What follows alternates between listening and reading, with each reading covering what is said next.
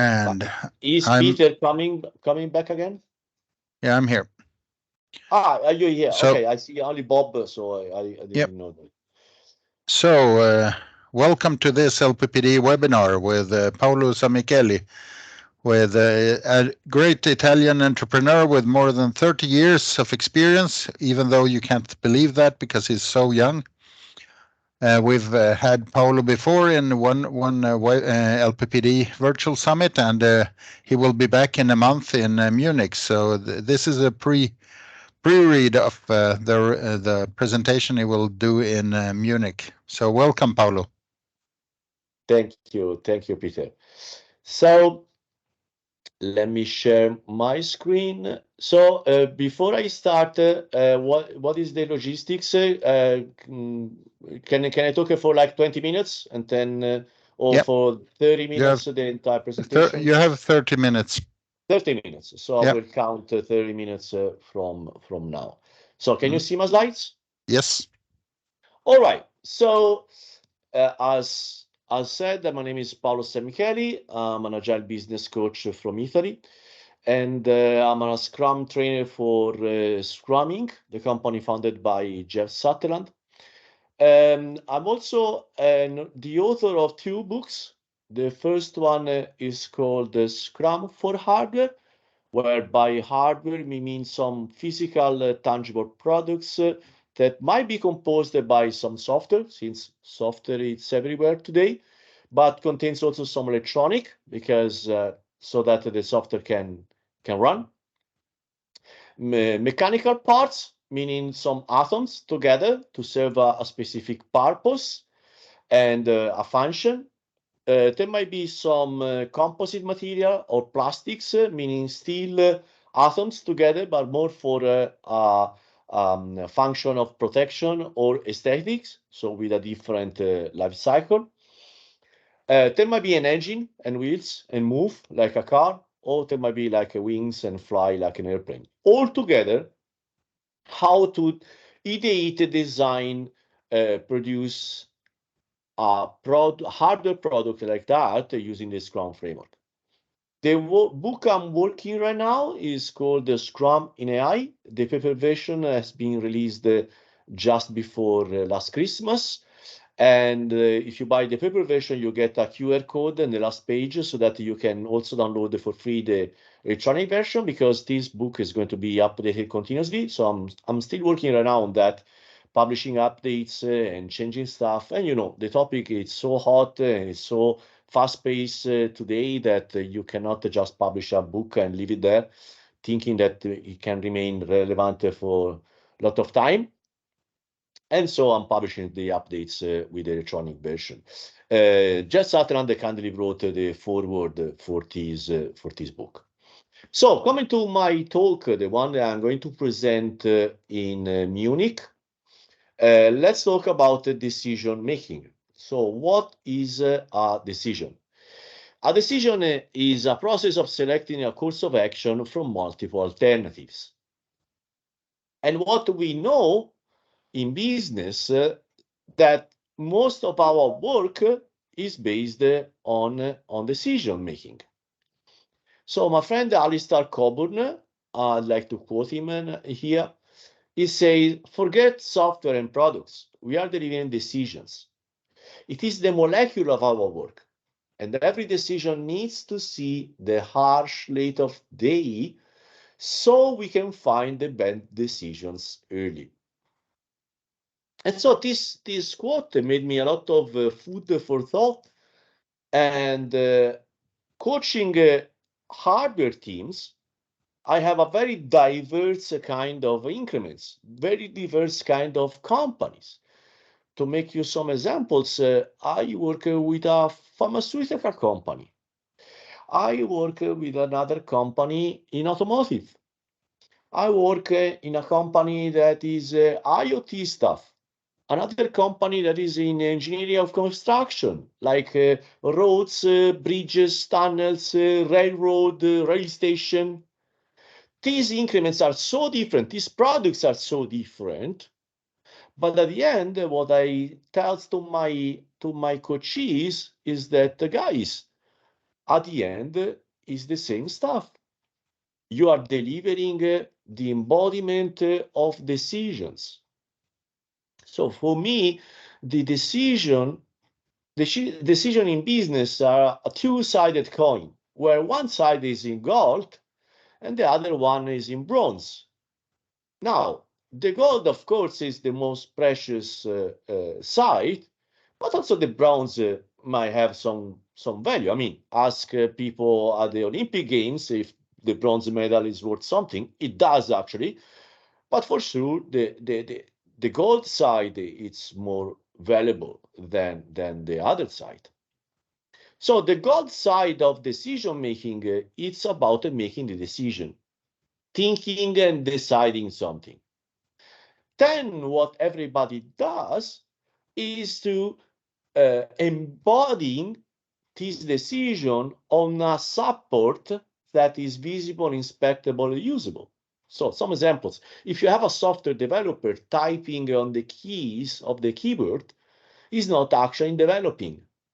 He developed when he took the decision on which algorithm to use in this code to solve that problem. Typing the algorithm, it's the easiest part. When you know what to do, transferring it in source code, that is easy. The hard part is the selection of the right algorithm for that problem. So I remember a manager that when there was a developer staring on the monitor and thinking, he believed that they were doing nothing, so he was used to go there and interrupt them, not understanding that in that moment they were actually developing, because they weren't developing where they were typing stuff on the keys, they were developing where they were taking the decision. And interrupting them in that moment, I mean, you are interrupting the gold side of the medal. So there is a famous quote from a designer, I don't recall the name at the moment, saying, I don't know how to explain my wife that when I stare out of the window, I'm actually working. And that's really the thing. Taking the decision, it's actually the valuable part of the entire process. But of course, if the decision remains on your brain and is not embodied in any form, that is not there isn't an action, right? So you have to make the decision and then take the action. Before entering into the business, I would like to open a parenthesis about languages and cultures. So in English, we say make a decision. In other languages, it's different. The verb that goes with decision changes according to the language. So, for example, in Italian, in Spanish, in French, in Portuguese, the Latin languages, we say to take a decision. So in Italian, I would say prendere una decisione. This means prendere means to take. And in Portuguese would be tomar uma decisão. Tomar is still to take. In German, they use the treffen verb, where literally means to meet. So you meet a decision like you would meet a friend. In Chinese, they use the zuo verb. Apologies if this is not the right pronunciation. That literally means to do a decision. And Japanese make it simpler, so they use the suru verb. That means to be just about. So they add a kind of temporal imminency and simplify the concept. So when English and Chinese thinks about the decision, they think about building up a decision. It's something that they make or do. While the Latin languages, they think about selecting something that is already there. You are not making up anything. I'm selecting what is there, one of the options. And in German, this is very interesting that you meet the decision like a friend. Like, so it's something that like my destiny is to meet this decision. And so this is very interesting. So my question is, do you have a diverse native speaker in your team, are they aware about the differences in these nuances that changes across the language? Because of course, if you have like multiple people with different native languages, but they live in the same place, like I don't know, if you are in US, you have a multicultural team, probably during the day they will speak only English for doing shopping, for doing, I don't know, working on the street. So maybe they things in English. But if it's like a remote team, and for myself, I live in Italy. I speak Italian the entire day with my friends and colleagues and family members. And so even when I say in English to make a decision, in my brain, I'm still thinking in Italian. So I will emphasize in my brain the taking action. So this is a very interesting topic. Maybe in Munich we can discuss this topic, because we are going to have people from different parts of the world. So we are going to have English native speakers for sure. There is my friend Joe Justice. His wife is Japanese, so we have the 3 languages already. And for sure, we are Munich. We will have German speaking people. So we can discuss more in Munich. What we are going to talk now, it's about the decision latency. And so this company is called the Standish Group, and they are doing, Jim Johnson from the Standish Group is doing this research called the Chaos Report. Now, if you attended a Scrum training, most probably you might have seen the results from this research, because this is a quite common concept. For 28 years, they researched why projects fail. So they have these pies where you have green, yellow, and red, where the green are the projects that succeeded, they delivered everything on time, in budget, in scope. The yellow are the challenged project, the projects that they delivered, but with changes in budget, scope, or time.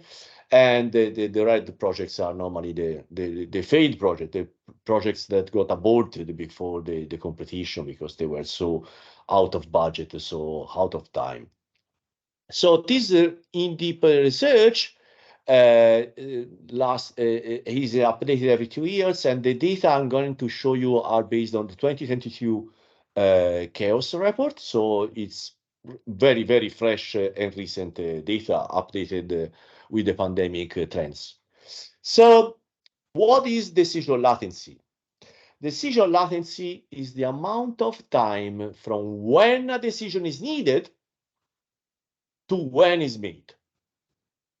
So of course, there are some clever ways of deferring decisions, and in Agile world, we use that a lot. For example, the Agile architecture, when you do modularization of product, is because you don't want to decide something, so you want to keep your option open. And what you do, you modularize the product so that you defer that decision or that commitment, we say, deferring commitment.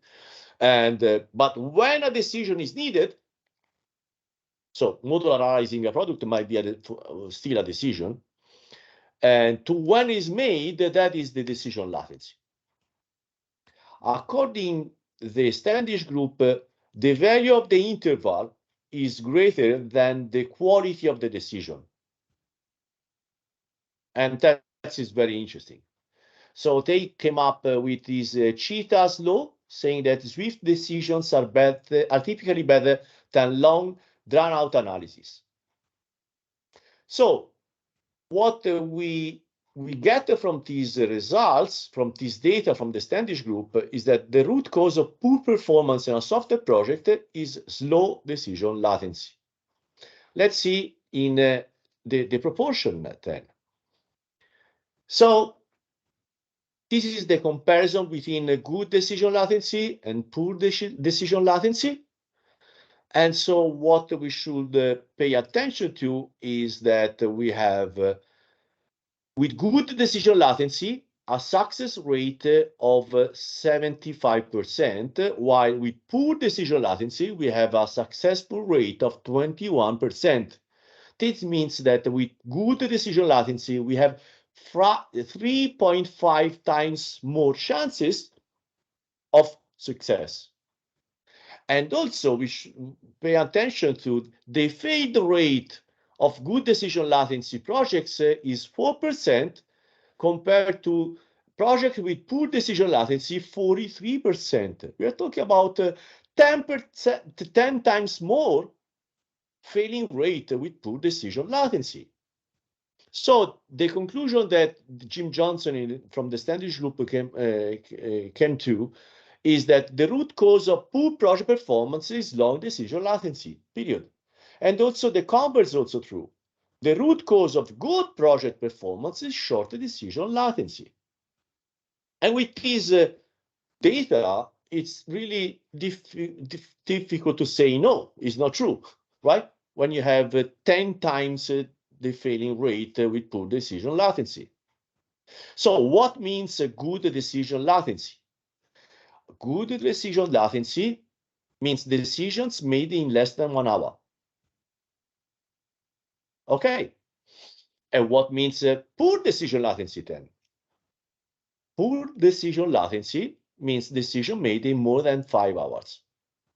Now, this presentation is new. I haven't presented publicly before, so Munich will be the premiere of this presentation. But I practice it with some of my clients also to give them a preview. So I made some internal presentation with my clients, and I had a client of mine laughing at this slide and said, "Paolo, ha ha ha, you're joking, right?" No, I said, "Oh, well, I'm not joking. This is from the Standish Group. It's data. I mean, that's what they say. In our company, it takes weeks to take decisions."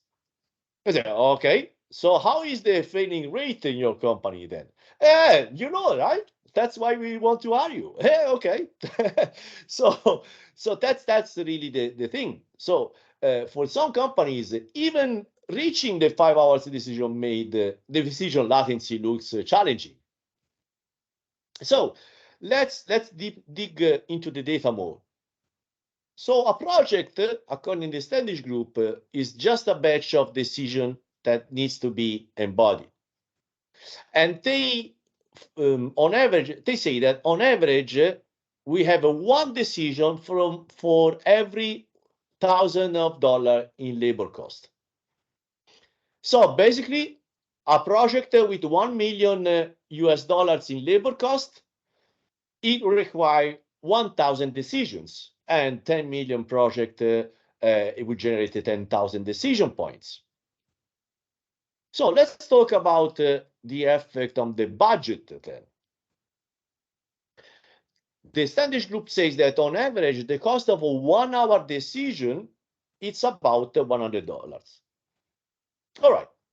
So if we have the decision making happening in 1 hour, so decision latency of 1 hour or less on average, of course, means that the decision making costs 10% of the labor cost budget. So if you have a 2 million project, the total cost is 2.2 millions. If your average decision takes 4 hours, this will increase your budget and time by about 50%. So if you have on the table, moderate, you have a budget of labor cost of 2 millions, and you will require another million just for decision making. If you take more than 5 hours to come up with a decision, with 2 million project, the labor cost, you will end up to have 4 millions or more in total. And so that's, I'm gonna cut it here because there is more data, more tables, and then there is like the different segmentation of the data. But this is really my point. My point is that increasing the speed of decisions is the single most important skill an organization can work on to improve. And so that's the value of the agile transformation, maybe. Let's talk a little bit about this. How to use Agile and Scrum to improve decision latency.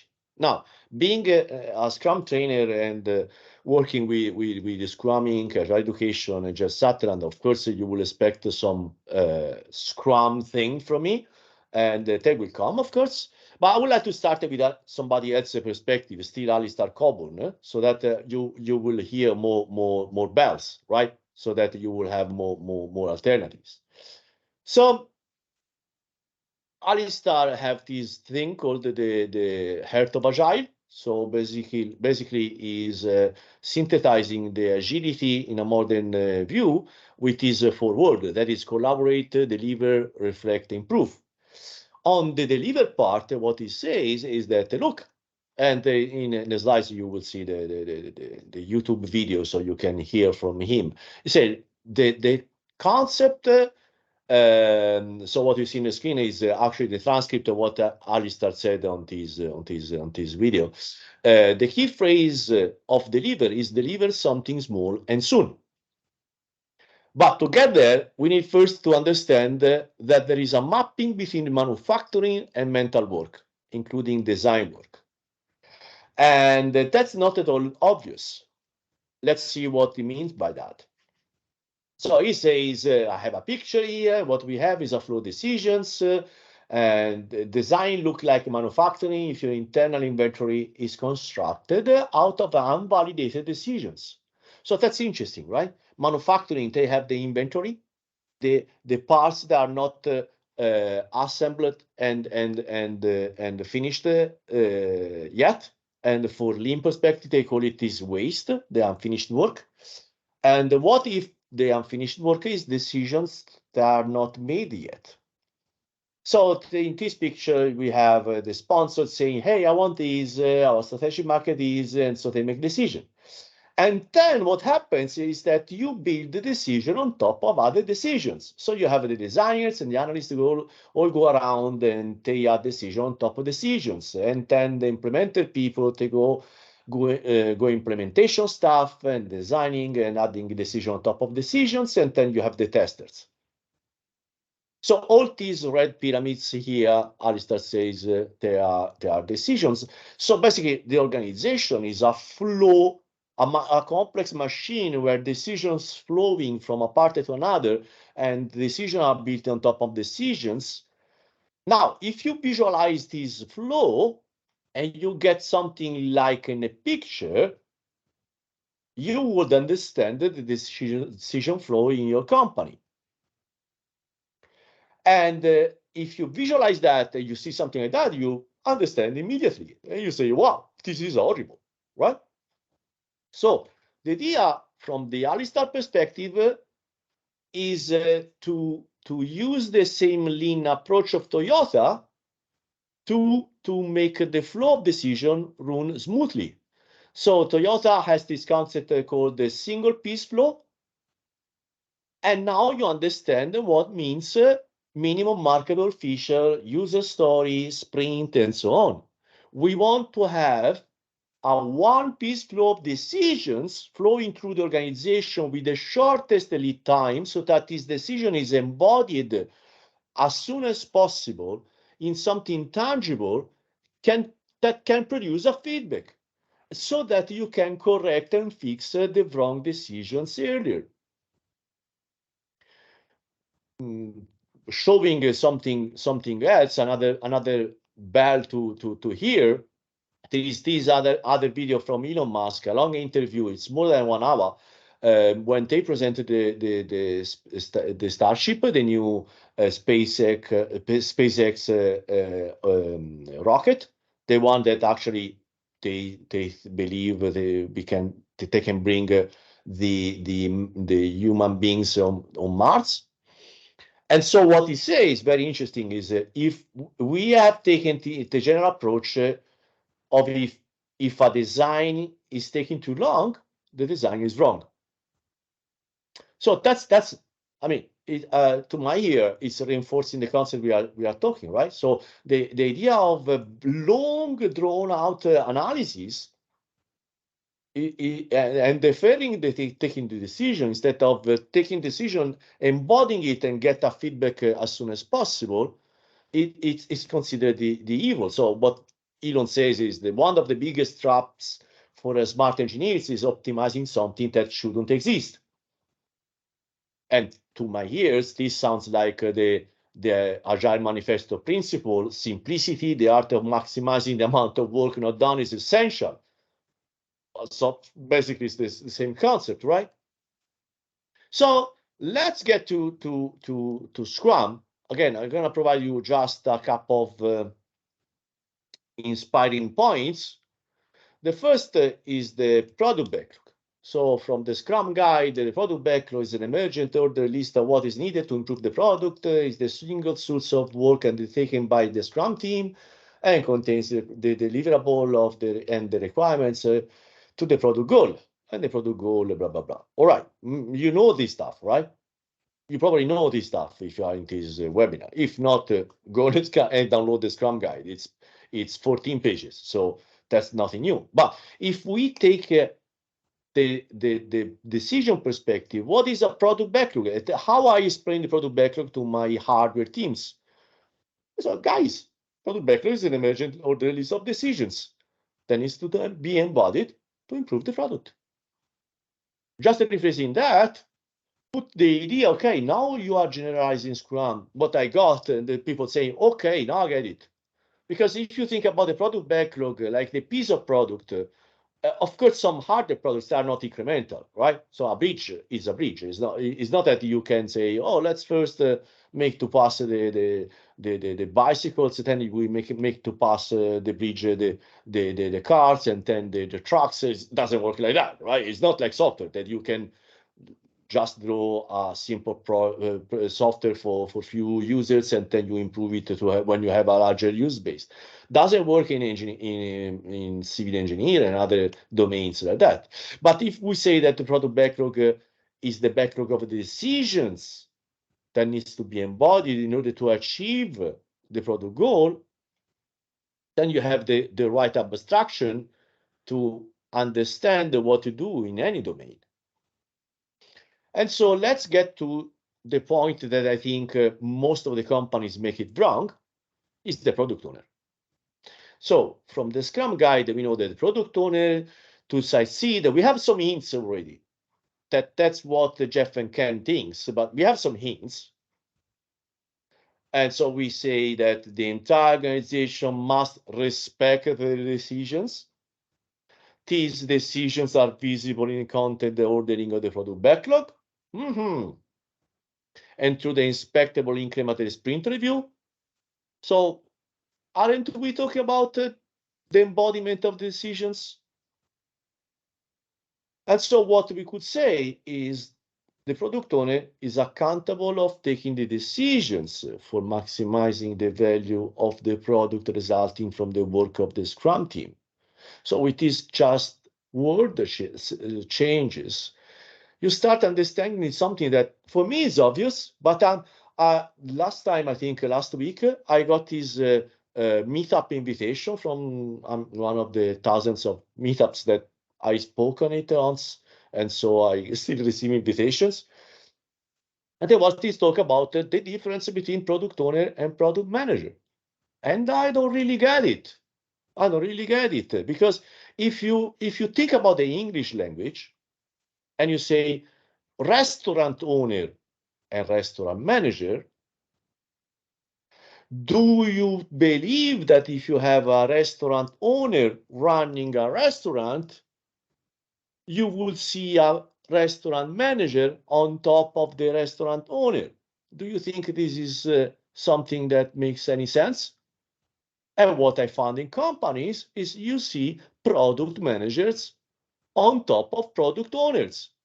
So you say, the product owner is just for focusing on the day by day with the team, and the product manager that has a long-term view. Doesn't make any sense. And there are some people even put this concept in some so-called frameworks, but it doesn't make any sense in English. I'm not talking about Agile, I'm talking about English. If you have an owner, of course he's the most important person. Now, if Jeff McCann says that we want the owner to be side by side with developers, that's what they meant. They want the owner, the restaurant owner, side by side with the staff, so that they understand what are the priorities. And so talking about restaurant, I would like to quote one of my best friends, is Riccardo Mariti, is the founder of the Riccardo's London restaurant, is the first restaurant in the world using Scrum.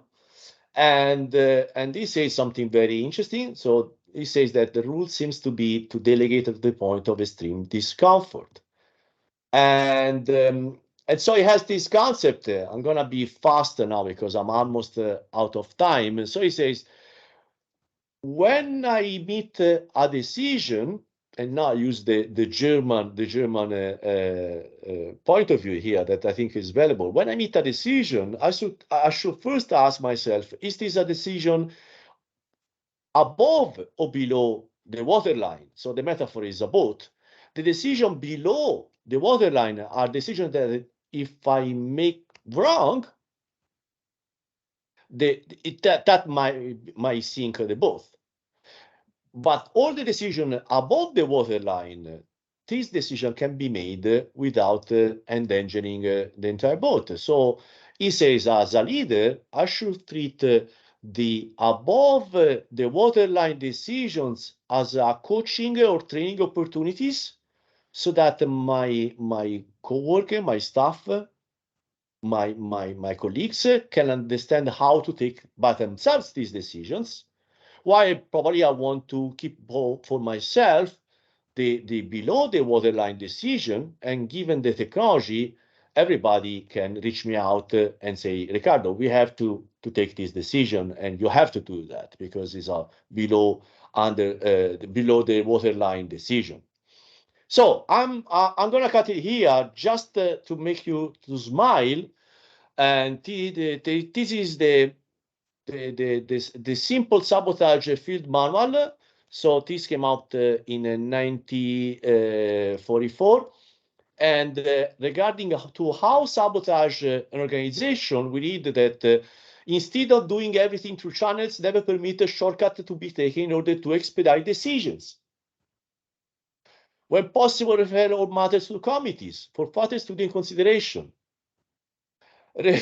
Attempt to make the committees as large as possible, never less than 5, and so on. You can read by yourself. Be worried about the property of any decision. Raise questions. Are things say increase decision latency? So in order to sabotage a project or organization, just increase decision latency. They knew already.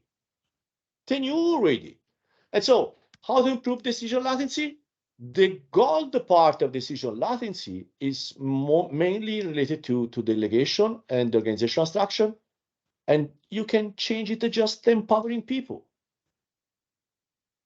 And the bronze side, that might require more time and also technology. So this is something that might have some constraints. And that's it.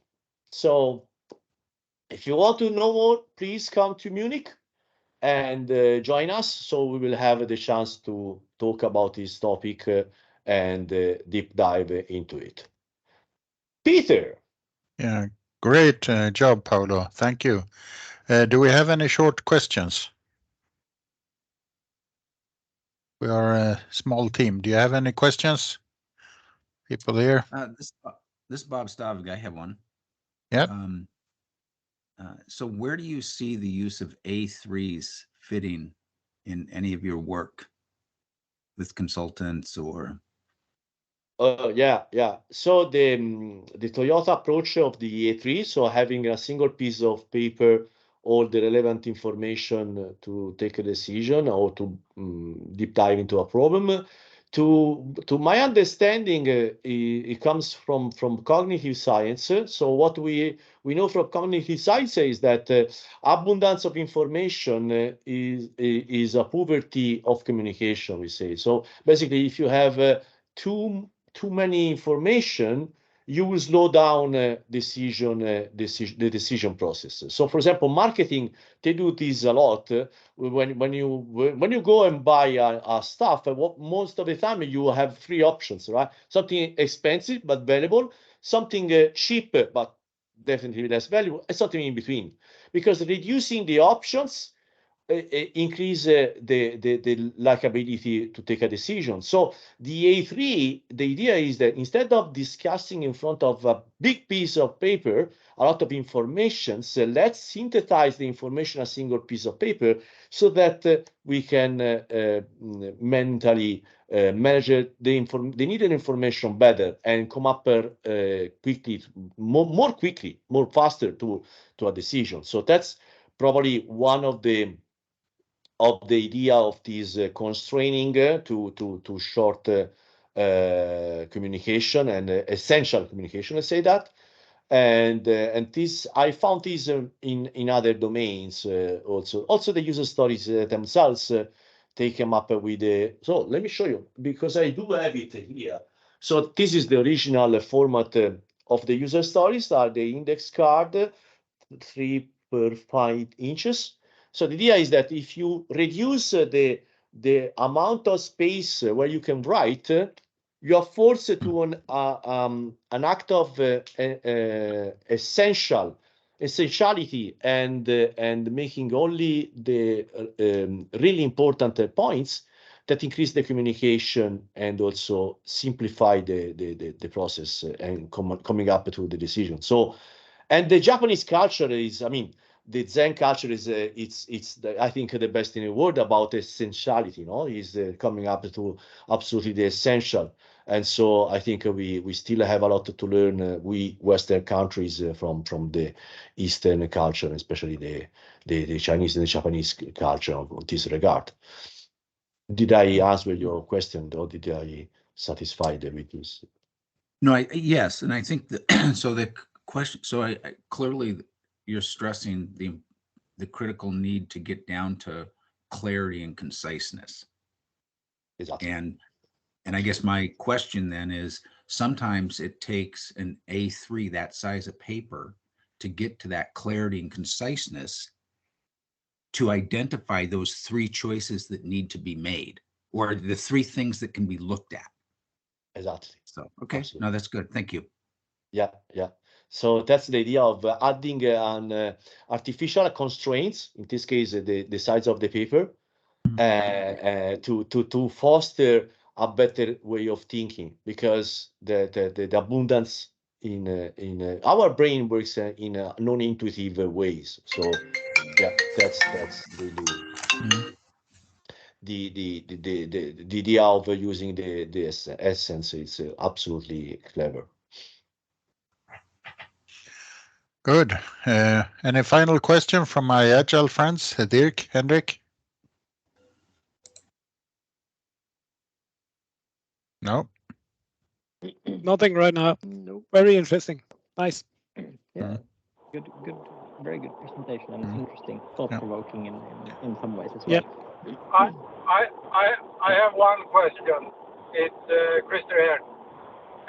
Paolo, do you foresee that artificial intelligence will take care of the over waterline decisions in the future? The audio is a little bit disturbed. Let me see if I got it right. You're asking me if the artificial intelligence is helping in this regard? If it will take over the decisions for the over the waterline of your boat. So it's still early to say. What we know for sure is that artificial intelligence is helping us to get early signals, so you get more time. So what you get from, for example, if you do some business intelligence with artificial intelligence. Now, artificial intelligence is a very wide scope. But said so, for example, if you something I've seen in some domains, for example, some companies invest money to make artificial intelligence to read all the tweets or the data on social media and so on. So a huge amount of data that couldn't be read by human beings, remembered, to get early signal of topics or that is happening on the market. Because in this way, you anticipate the need of decision. And so at the end of what you do, you are reducing the decision latency, because you are anticipating the moment where you have the information to start thinking about decisions, so that you have more time. I don't see at the moment the machine taking over the decision-making process.